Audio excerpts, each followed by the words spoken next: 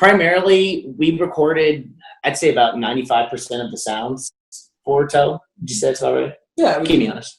Yeah, no, we did the majority of the sound. And the good thing about the apartment complex that we live in is it's extremely old.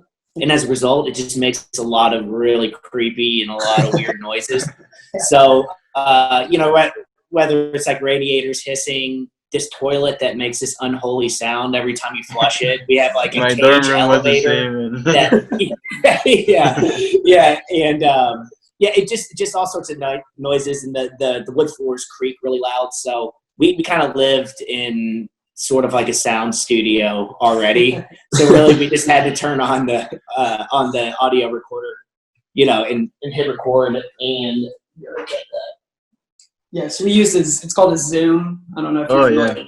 It's really popular on independent productions. We just hooked the mic up to that and recorded.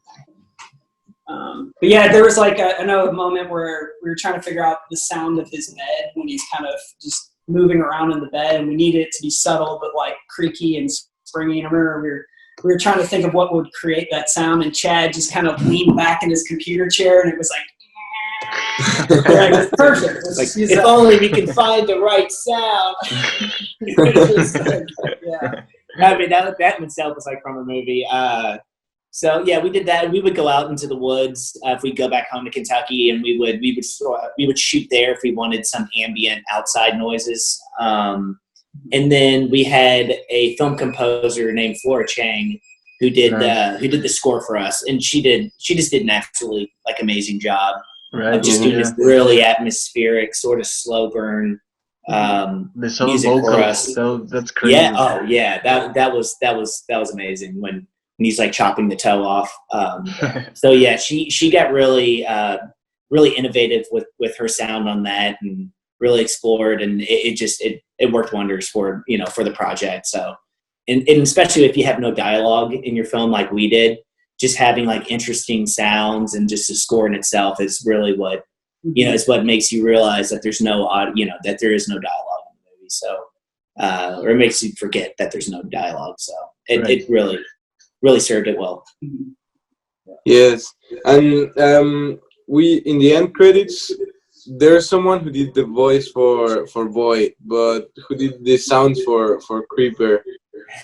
So she did. So another girl reached out to us named Cassie Carey, who she's a voice actress, and she wanted to kind of help out with the project.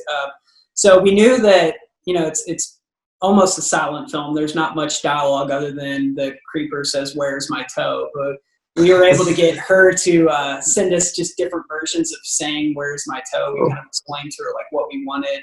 I know Chad did some tests on the mic to try to get that creepy sound, and then I did some manipulating in post with it, and Final Cut basically just distorted it just to give it that extra, inhuman sound, basically, kind of that creepy hiss.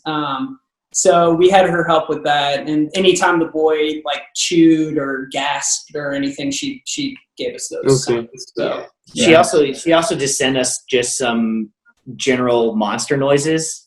So just some random noises, and we spliced a few of those as well when the creeper's in the house and there's just a lot of different creaking and noises going on.